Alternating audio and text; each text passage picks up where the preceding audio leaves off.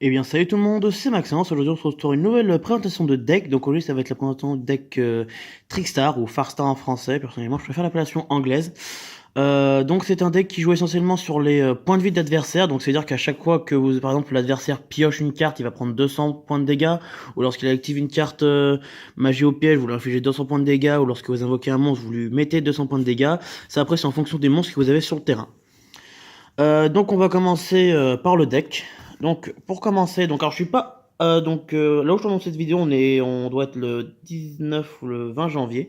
Je ne sais plus exactement. Ouais, je crois qu'on est le 19 janvier ou le 18, je sais plus. Donc je ne suis pas au courant de la banlist, donc j'ai regardé plusieurs fois. Apparemment, il n'y a pas une banlist pour Trickstar pour l'instant, telle qu'elle n'est pas encore sortie la banlist. Donc voilà, donc je ne suis pas à point sur Candina ou Lycoris. Voilà. Donc pour commencer, on va jouer 3 Candina Farstar. Donc cette carte, elle dit que lorsqu'elle est invoquée normalement, vous pouvez ajouter une carte Farstar depuis votre deck à votre main. Et lorsque, à chaque fois qu'une fois votre adversaire active une carte magie ou piège, vous lui infligez 2000 points de dégâts immédiatement après la résolution de la carte. Ensuite, on va jouer 3 Lycoris. Donc cette carte dit que vous pouvez la révéler depuis votre main. Ciblez un monstre Farstar que vous contrôlez. Invoquez cette carte et puis après vous pouvez renvoyer le monstre à la main. Donc il faut savoir que cet effet c'est un effet rapide, mais le plus important c'est qu'en fait vous pouvez en spé 2 en renvoyant qu'un seul monstre. C'est ça qui est très important. Vraiment, je vous fais un petit exemple. Vous en avez 2 Lycoris dans votre main et une Candina sur le terrain. Vous dites je révèle mes 2 Lycoris en effet rapide. Vous ciblez votre Candina, vous invoquez vos 2 Lycoris et vous remontez votre Candina. Donc c'est assez fort. Parce que vous pouvez même invoquer les 3 en un coup. Mais bon, avoir les 3 d'un coup sur le terrain, si vous vous les faites détruire après, ben voilà. C'est pas très intéressant. Donc vous pouvez invoquer 2 par 2 ou une. Parce que c'est la carte la plus puissante une des cartes plus puissantes du deck, parce qu'en fait elle permet de mettre 200 points de dégâts chaque fois que votre adversaire pioche, pour chacune des cartes qui pioche. Donc ensuite, on joue 2 cloches Muga. Alors beaucoup de gens la jouent x1. Alors moi je joue x2 pour une seule bonne raison, c'est qu'en fait, à cause de Pot des Désirs qui se trouve dans le deck, je me la fais beaucoup ban, donc des fois je me retrouve dans une partie où je les banne en début de partie, et j'en ai besoin. Et je me retrouve bloqué parce que j'ai plus cette carte. Bon, j'arrive quand même à m'en sortir, mais des fois, cette carte, elle est très puissante. Et des fois, ben, quand vous l'avez pas, parce qu'elle a été bannie, ben, vous l'avez un peu dans le cul. Donc voilà, donc cette carte, en fait, elle permet que si elle est ajoutée depuis à votre main, sauf en la piochant, vous pouvez l'invoquer spécialement. Donc, petit exemple, vous allez la chercher avec Candina, vous l'ajoutez à votre main, et après vous pouvez l'aspect automatiquement avec son effet. Et elle dit que cette carte peut attaquer directement lorsqu'elle inflige des points de dégâts à votre adversaire. Vous pouvez chercher un monstre Farstar dans votre cimetière, et vous pouvez l'ajouter à votre main, donc c'est assez fort. Donc moi je préfère la jouer au x2. Ensuite, on va passer, donc ça c'était pour les 3 monstres principaux, enfin les 3 monstres principaux du deck. Donc l'art de l'archétype Farstar. Ensuite, en Trapène, on va jouer 3 Ash Blossom, 2 Ghost Ogre, et 3 Huluberlu. Donc, pour ce qui est de l'effet de H, c'est un effet qui empêche d'ajouter des cartes depuis la main, donc c'est pour n'importe quel joueur. Mais bon, j'ai vu qu'une personne le faire pour lui-même. Faut savoir que, pour ceux qui connaissent un peu le deck, la carte qu'on verra plus tard ne peut pas se combiner avec Floraison. Donc Ash Blossom, parce que c'est une carte en fait qui va annuler l'effet. Ça c'est juste pour gérer les gros monstres adversaires qui ont un effet que quand ils s'activent, l'effet va peut-être passer, mais vous pourrez gérer le monstre. Et ça c'est pour empêcher l'adversaire de repiocher. Je vous montrerai les combos à la fin de vidéo. Ensuite on va passer aux cartes magie et piège, enfin surtout magie. On va jouer 3 scènes lumière Farstar. Donc cette carte lorsqu'elle est activée permet d'ajouter un monstre Farstar depuis votre deck à votre main. Et une fois par tour, vous pouvez cibler une carte posée magie ou piège de votre adversaire, bien sûr. Et tant que cette carte est active sur le terrain, votre adversaire ne peut pas activer la carte. Et en fin de tour, il doit soit l'activer, soit la détruire. Donc bien sûr, si vous ciblez une carte et que c'est la seule... Enfin, si vous ciblez une carte posée et qui peut activer cette carte en réponse, il le peut. Et à chaque fois que votre adversaire reçoit des points de dégâts par un monstre Farstar au combat ou par un effet, vous lui infligez 200 points supplémentaires. Ensuite, 2 terraformations. Donc je pense que j'ai pas besoin de rappeler l'effet de terraformation. Moi, vous ajoutez une carte magie de terrain depuis votre deck à votre main, c'est assez simple. Je dis que je les rappelle pas, mais en fait je les dis quand même. Donc Ensuite, 3 pots des désirs, donc c'est pour cette carte-là qu'en fait je joue Lilibelle x2 et pas x1 parce que vous l'activez, vous bannissez Lilibelle et ben après il faut faire 100. Donc je vais faire jouer x2 comme ça j'ai moins de chances de la bannir. Donc vous bannissez 10 et vous piochez 2. Voilà. C'est simple. Ensuite, on joue 2 boucs émissaires pour donc ça c'est pour principalement vous défendre ou Borel Load ou Borel Sword. Alors désolé dans l'extra normalement je suis censé avoir un Borel Sword mais j'en ai pas. Donc voilà, mais normalement il doit y avoir un Borel Sword, on verra ça plus tard. Donc voilà, vous avez 4 jetons book. Ensuite, on joue 3 appels par la tombe. Donc appelé par la tombe, donc c'est une carte qui empêche les trapènes de s'activer. Donc quand votre adversaire active par exemple une hache sur vous, on va dire sur votre terraformation, vous lui faites appel en réponse et vous bannissez son monstre et il peut plus activer de Ash Blossom jusqu'à la fin de son tour. Ensuite, on joue 2 balades partagées. Donc cette carte en fait, elle dit que le reste de ce tour, à chaque fois que une ou plusieurs cartes sont ajoutées depuis le deck au cimetière à la main de votre adversaire, vous pouvez piocher une carte immédiatement. Donc voilà, donc c'est très pratique. Donc si par exemple l'adversaire fait beaucoup de tutos durant un tour, cette carte vous permet de piocher pas mal de cartes. Et vous refaire une main au passage.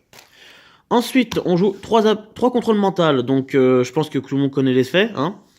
Donc c'est une carte très forte pour par exemple gérer les gros monstres, mais comme il ne peut ni attaquer ni être sacrifié, c'est pratique pour faire des links.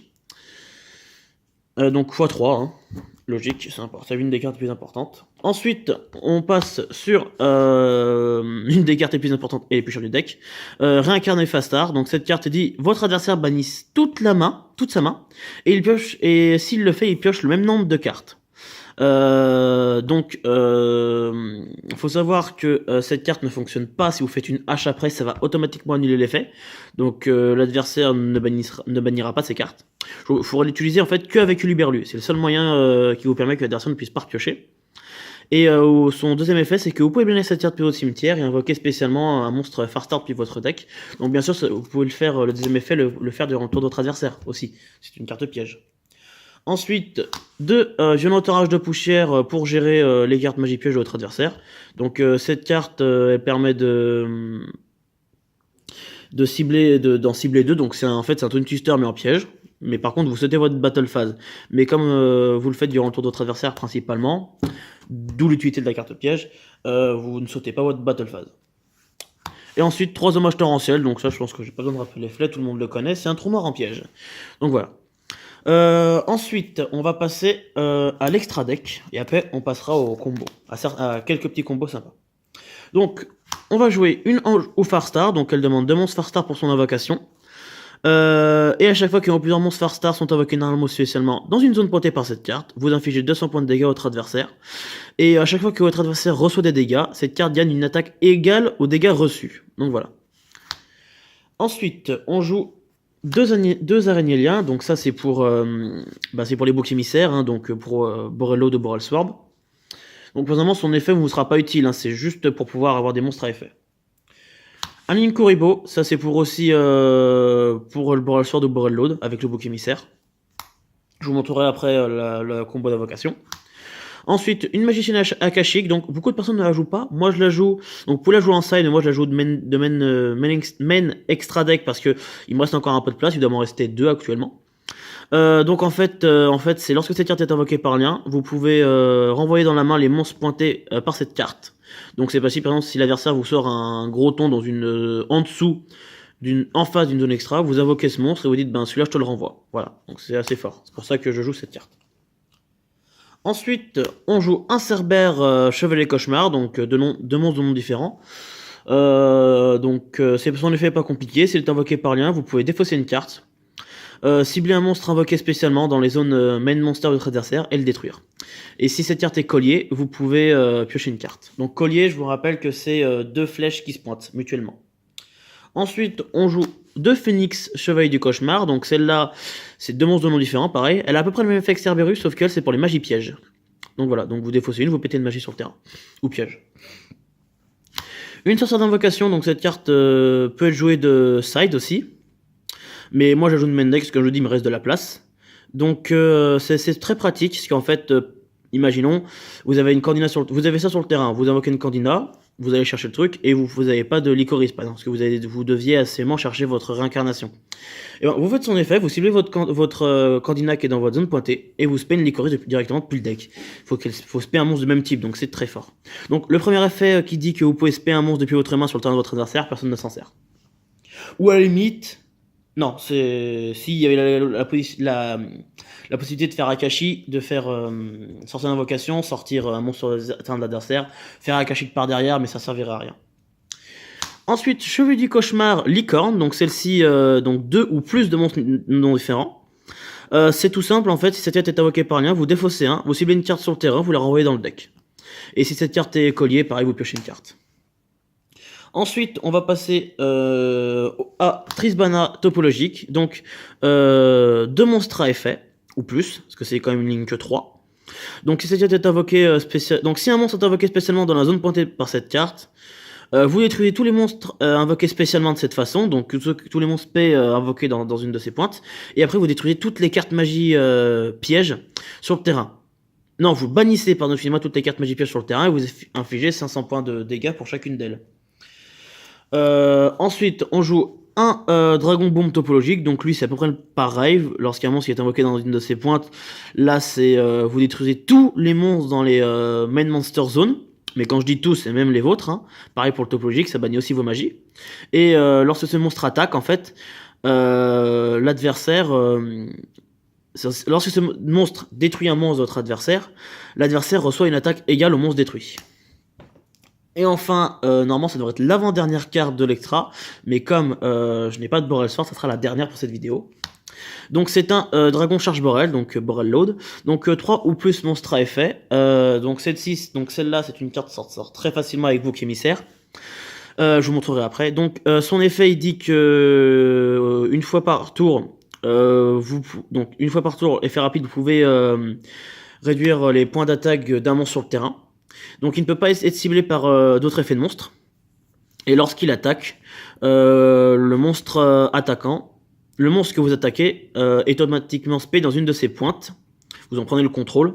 Et durant le prochain tour, il sera détruit. Donc pas cette carte, hein, le monstre invoqué spé. Enfin, le monstre que vous avez pris le contrôle, excusez-moi. Donc voilà, si je me trompe pas, c'est tout. Voilà, en plus, normalement, le deuxième effet qui permet de prendre le contrôle ne cible pas, donc c'est très pratique. Parce qu'il faut savoir qu'un Borel Load peut être pris par un Borel Load. C'est comme ça. Donc ensuite, je vais vous montrer certains combos. Donc ça va être surtout avec Réincarnail, Yoluberlu et avec les boucs émissaires et Borel Load. Donc je vais vous montrer ça. Donc c'est des techniques que j'ai apprises, que le deck on m'a appris à le jouer. Je ne l'ai pas appris à jouer tout seul, parce qu'en fait je l'ai acheté directement. Donc comme je ne savais pas trop comment le jouer, on m'a aidé à le jouer et j'ai compris comment le jouer. Donc on va commencer par le premier combo, c'est 2 Réincarnail et un Yoluberlu.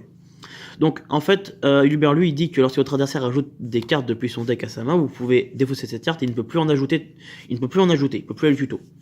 Donc en fait c'est pas compliqué, vous avez vos 2 cartes de CT, vous avez votre Yoluberlu dans votre main, vous activez la première, vous activez la deuxième et sur la deuxième vous défaussez Yoluberlu. Comme ça sur la première il bannit, il pioche, il prend des dégâts, sur la dernière il bannit, mais il repioche pas, donc ça lui fait une main à 0. Donc il est obligé de finir son tour. Ou alors s'il y a une carte dans son cimetière qui lui permet de faire 2-3 trucs, techniquement il finit son tour automatiquement. Donc ça vous permet après d'être tranquille, d'avoir peut-être un terrain adverse qui est à 0. Donc c'est assez sympa. Donc ensuite pour bouc émissaire, vous activez bouc émissaire, vous invoquez les 4 jetons. Donc voilà, donc vous invoquez vos 4 jetons. Et ensuite, vous en link 1, ce qui sont tous de niveau 1. Donc oui, j'ai des jetons de niveau 3, mais bon, c'est parce que, voilà. Donc, vous en sortez un. Ensuite, vous en invoquez un autre. Donc là, c'est un Link Kuriboh. Ensuite, avec un jeton et un Link Kuriboh, vous avez le choix entre soit un Phénix, soit un Phénix ou un Cerbère. Donc, on va dire, allez, Cerbère pour le coup. Vous faites son effet, vous défaussez une, vous détruisez un monstre sur le terrain, invoqué spécialement sur le terrain, et comme il est collier, donc vous voyez la pointe de Cerbère pointe la pointe de Aragnélien, et inversement, donc vous pouvez piocher une carte. Ensuite, vous faites l'effet de Link Kuriboh, vous sacrifiez votre dernier jeton, ticket de niveau 1 et vous invoquez spécialement le Link Kuriboh. Et après, ben, là, comme vous avez 3 monstres à effet, dont un monstre lien qui est de marqueur, vous pouvez invoquer spécialement votre Breload. Donc voilà, c'est des petits combos qu'on m'a appris aussi pour l'extra. Donc voilà, donc j'espère que cette vidéo vous aura plu. N'hésitez pas à me dire aussi pour les banlists si j'ai par exemple pour les Candina ou Licorice si je n'ai pas ou la scène de lumière hein, bien sûr que je n'ai pas par exemple respecté. Donc je m'en excuse de ça. Donc n'hésitez pas à me dire dans les commentaires si la banlist si ma vidéo ne respecte pas les banlists hein, n'hésitez pas à me le dire.